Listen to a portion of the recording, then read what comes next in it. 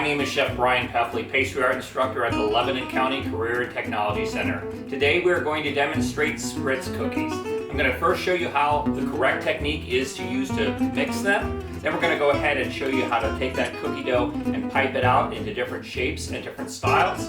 We're going to go ahead then and bake them to the right consistency, not too dark. And then we're going to go ahead and fill them and decorate them. And then the best part of all, we're going to eat them. The ingredients for the Spritz cookie dough are 12 ounces of unsalted butter, 7 ounces of confectionery organic sugar, 1 egg, a half a tablespoon of vanilla extract, 15 ounces of cake flour, 1/8 of an ounce of baking powder, and a half a teaspoon of salt. The ingredients needed to fill and decorate the cookies are some raspberry or apricot preserves, some dipping chocolate, and some sprinkles for decoration. The tools you need for making the Spritz cookies are a mixing bowl and paddle, a sifter, a pastry bag, a star tip, a rubber spatula, a bowl scraper, a sheet pan, and parchment paper. Before I get started, I wanted to let you know that I already washed my hands and sanitized my work area before we go ahead and get started. The first two items I want to start with is my butter, which I have at room temperature, and my confectionery sugar. We're going to put this into our mixing bowl with a paddle, and we're going to cream that. I have my butter in my mixing bowl already, and then I'm going to go ahead and add my confectionery sugar. And then I'm going to go ahead and switch to a paddle here. Now my butter was at room temperature. I'm going to start my mixer down on first speed, and then I'm going to slowly raise my bowl up to avoid that dreadful mushroom cloud that you end up getting and then kicking the flour or sugar all over your workstation. Okay, so we have this locked into place. I'm going to start it until this is completely absorbed in with the sugar, and then we're going to go ahead and cream this for about a minute or two. And from this point, I'm going to turn my mixer up.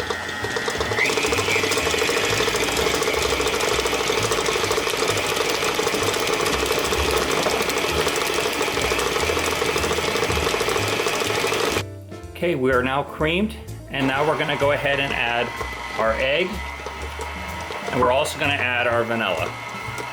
I always like to use pure vanilla extract, not imitation, because you can tell that in the flavor of the cookie. We're going to mix this, and I'm also going to go ahead and scrape that.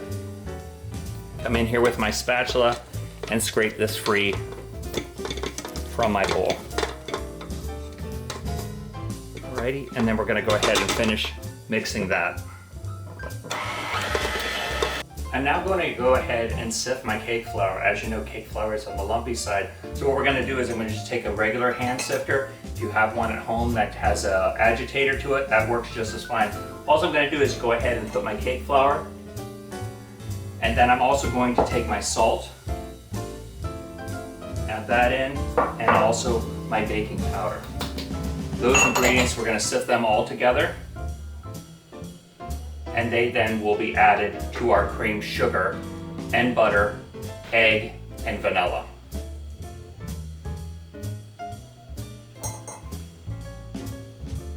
And add my sifted flour, baking powder, and salt.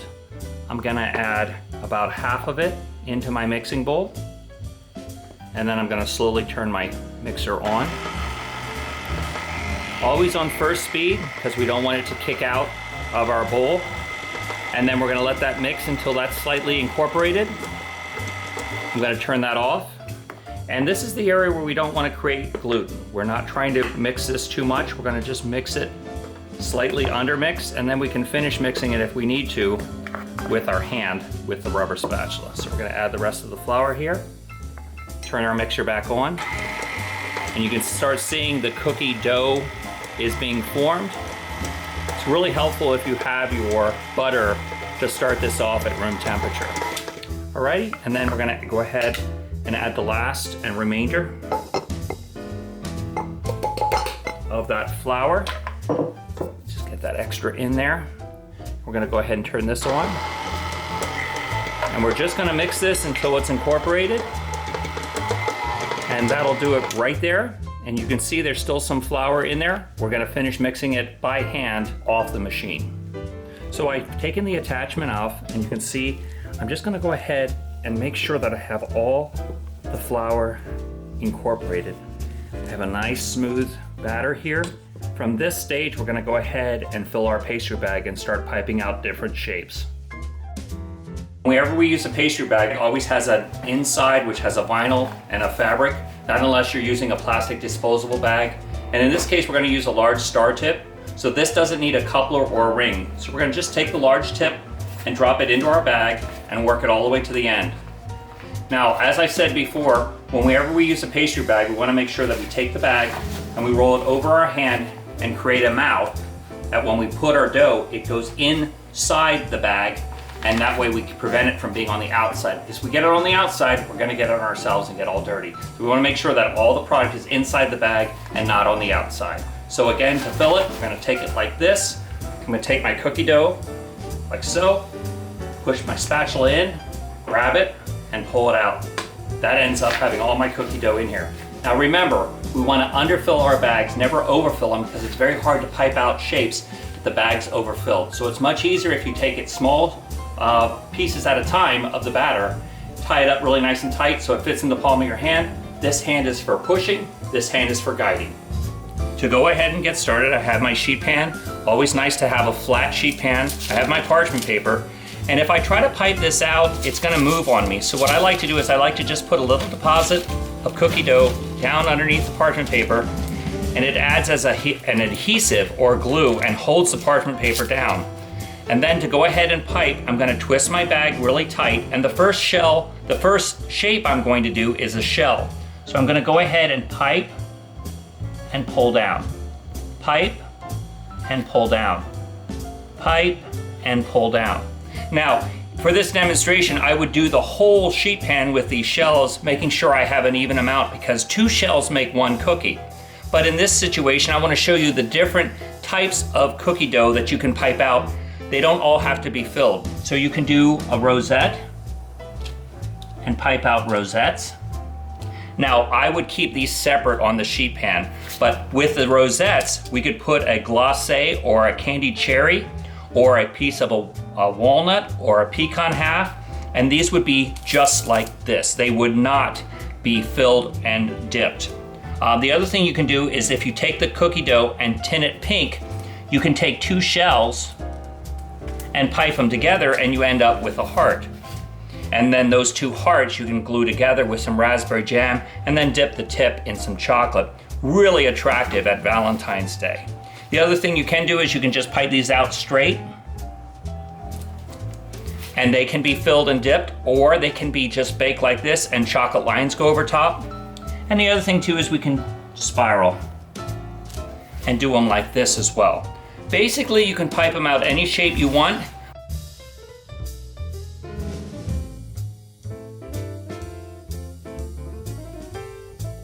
So I've taken my cookie dough and I had a little left over, and I added a little bit of red food coloring to it to make it pink.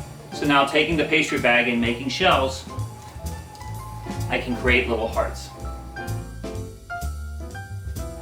I have 3 different types of Spritz cookies that I piped out. I have my shells, my hearts, and these rosettes I want to finish them out. And what I'm going to do is I have my hands that's gloved. I'm going to dip it a little bit in some solid oil. So that way when I go ahead and press on the cookie dough, it doesn't stick to my glove. It's a little trick I learned from a Swiss chef. Just go ahead and press on that, and then if you see it starting to get tacky, just dip it again in a little bit of salad oil. That way it doesn't stick. I'm going to do that to all of them. Now I'm going to come back with my cornet that I have piped and I have filled with baking jam. So you want to make sure that you have a raspberry or apricot jam that's for baking. And I'm just going to go ahead and put a dollop right in the center of each one of these before I bake. We're just gonna do these all raspberry. You could do them apricot or raspberry or any baking jam that you can get your hands on. I have my oven preheated at 350. My oven takes about 15 minutes till it gets up to temperature. And then I'm gonna go ahead and start baking these off. They'll take about 8 to 10 minutes.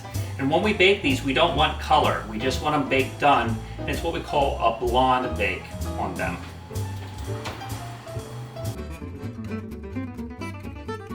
Now comes the fun part. We're gonna take our pre-baked cookies ready to go, and we're gonna go ahead and fill them with some raspberry jam and finish decorating them off. All right, what we're gonna go ahead and do is, I have an even amount of cookies here, so I'm gonna go ahead and flip over half of them, and half of them we're gonna go ahead and fill.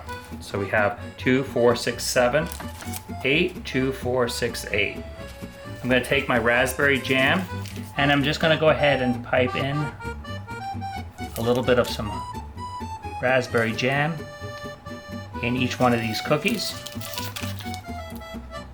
until we have these all filled. The key is make sure you don't put too much filling inside of them, because if you do, when you go to sandwich the other cookie on top, it squeezes out. It's also really important that when you have your pastry bag skills to make sure that you're piping out the cookies the same size, so as you can see they line up perfectly. If the cookies aren't the same size, then they don't match up and line up evenly. I always want to tell my students that instead of doing one cookie at a time, we just take the whole number of the sheet pan, cut it in half, and then we're going to go ahead and just pipe the filling on half of them and then sandwich them all at the same time. We're at the process now where we're going to go ahead and finish the cookies. I'm going to start with the hearts, and what I want to do is I want to go ahead and take the heart, grab it at the top, and the point I'm going to dip into the chocolate, scrape off the excess, and dip the remainder so I have it in a Spritz cookie like so.